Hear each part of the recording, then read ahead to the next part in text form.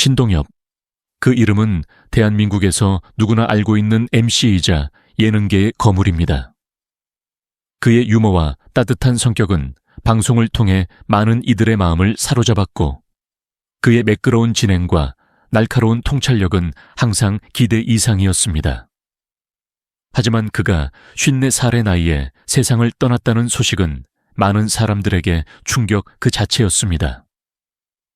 신동엽의 죽음은 단순히 한 사람의 이별이 아니었습니다. 그것은 방송계와 팬들에게 큰 상실을 안겨준 사건이었고, 그의 가족에게는 더 큰 비극이었습니다.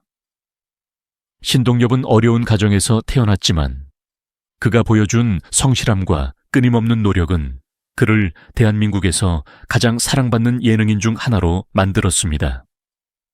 그가 방송에서 보여준 재치와 유머는 많은 이들에게 큰 위로가 되었고, 그가 있는 곳에는 언제나 웃음과 기쁨이 가득했습니다.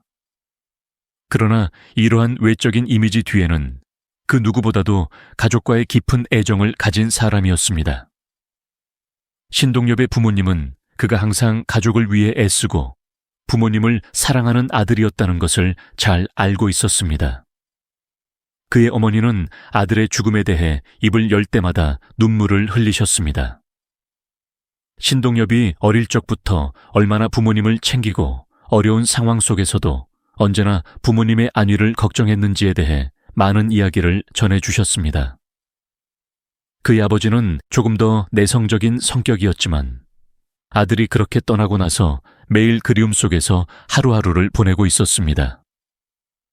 신동엽의 부모님에게 그 아들은 단순히 방송인으로서의 유명함만이 아니라 인생의 동반자이자 친구이기도 했습니다.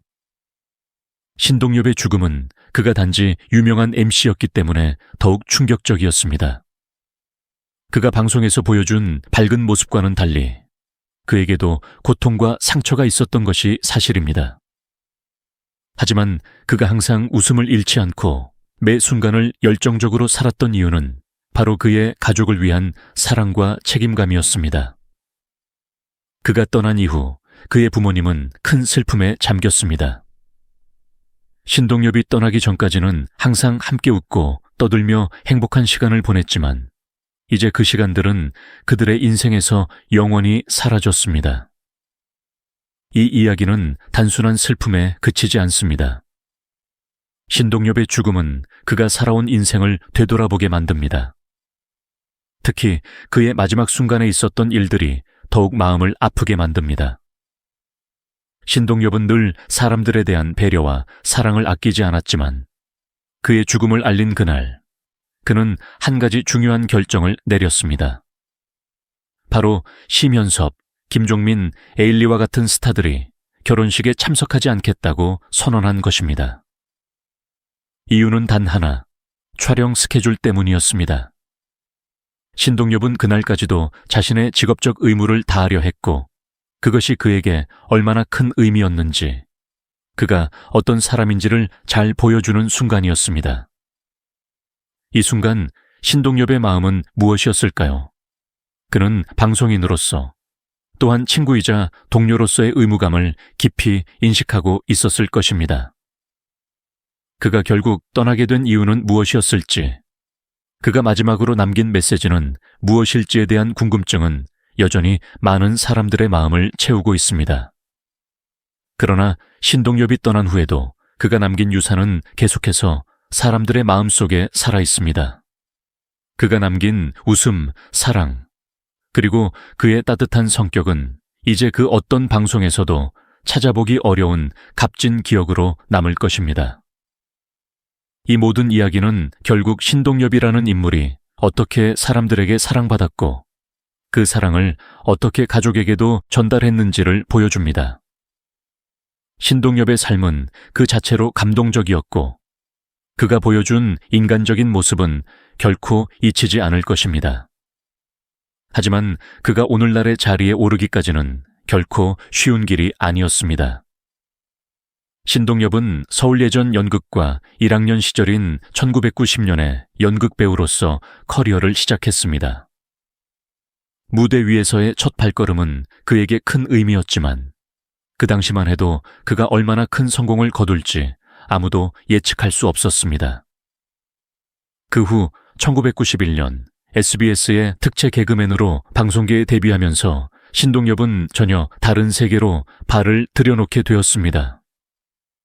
초기에는 눈에 띄는 성과를 내지 못했지만 1992년 1월 15일 코미디 전망대에 출연하며 본격적으로 코미디언으로서의 길을 걷기 시작했습니다. 그 후 웃으면 좋아요의 레일맨 코너에서 주연을 맡으면서 큰 인기를 얻게 되었고, 안녕하시렵니까? 라는 유행어는 그를 전 국민이 사랑하는 코미디언으로 만들었습니다.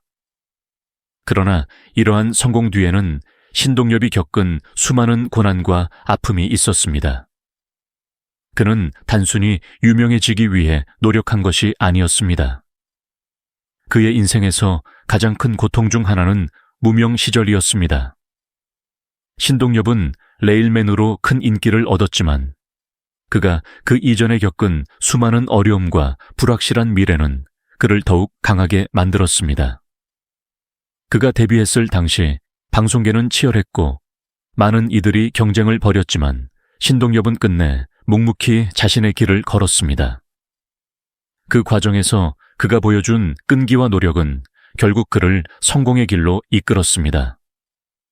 그러나 신동엽의 인생에서 가장 큰 충격은 그가 처음 방송을 시작할 때의 현실이었습니다.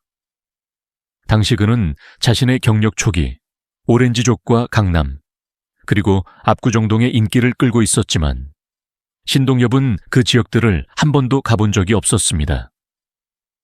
신동엽은 압구정풍 신인 코미디언 신동엽이라는 기사 제목을 보며 그가 그 지역과 관련이 없다는 사실에 큰 상실감을 느꼈다고 합니다.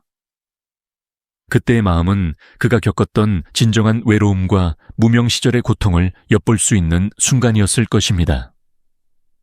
이 모든 과정들은 신동엽에게 깊은 인생의 의미를 부여했으며 그가 오늘날까지도 많은 이들에게 사랑받는 이유가 되었습니다.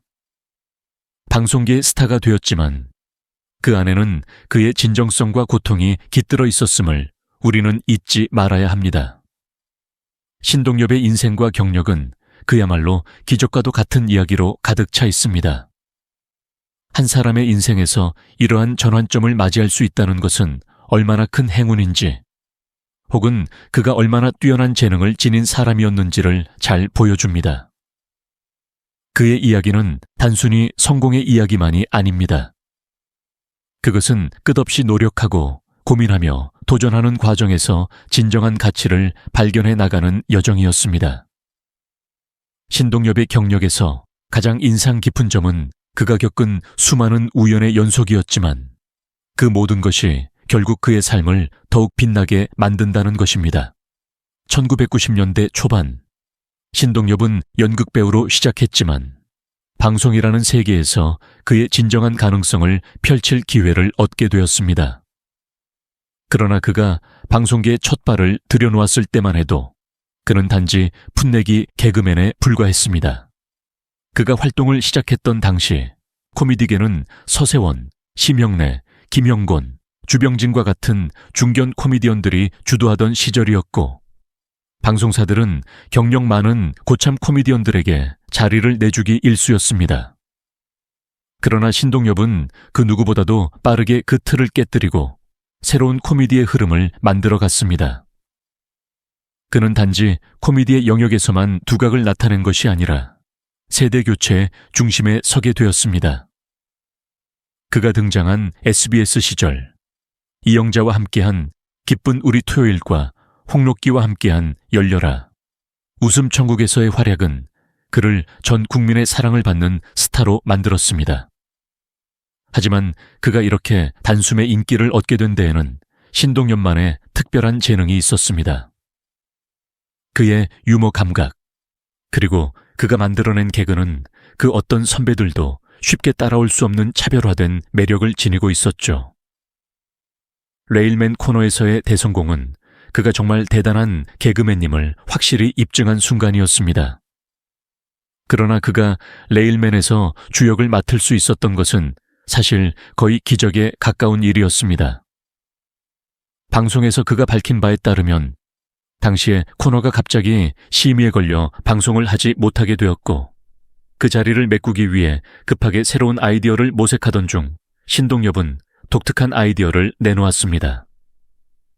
그가 제시한 아이디어는 정신병원에서 탈출한 인물이 기차에서 승객들에게 아무 말 대잔치를 하는 것이었습니다. 다른 개그맨들이 지루한 아이디어만 내놓고 있었던 상황에서 신동엽의 기발한 아이디어는 PD의 마음을 사로잡았고 그가 직접 코너의 주연을 맡게 되었습니다. 당시 신동엽은 신인 개그맨이었기 때문에 자신의 아이디어를 제시하는 것조차 어려웠습니다. 선배 개그맨들의 기대와 암묵적인 룰 속에서 그는 주연을 맡기보다는 그저 조연으로 활동하는 것이 보통이었기 때문입니다. 그러나 PD가 그의 아이디어에 감탄하며 네가 낸 아이디어니까 네가 코너 주해라 라고 말하면서 신동엽은 결국 그 코너의 주연이 될 수 있었습니다. 이 일은 단순히 그가 코너의 주인공이 된 사건만을 뜻하는 것이 아니라 그가 어떻게 방송에서 자리를 잡고 자신만의 색깔을 만들어갔는지를 보여주는 중요한 전환점이었습니다. 그의 레일맨은 그야말로 전 국민적인 인기를 끌었고 신동엽을 대세 개그맨으로 만들어주었습니다. 그 후 신동엽은 SBS에서 대활약을 펼치며 방송계의 젊은 코미디언들의 대표 주자로 떠오르게 되었습니다. 그의 등장으로 코미디계는 더욱 젊고 신선한 분위기로 바뀌었고 그가 만든 유행어와 개그들은 지금까지도 회자될 만큼 강력한 영향력을 미쳤습니다. 만약 SBS 연예대상이 90년대 초반에 있었다면 신동엽은 분명 대상의 주인공이 되었을 것입니다.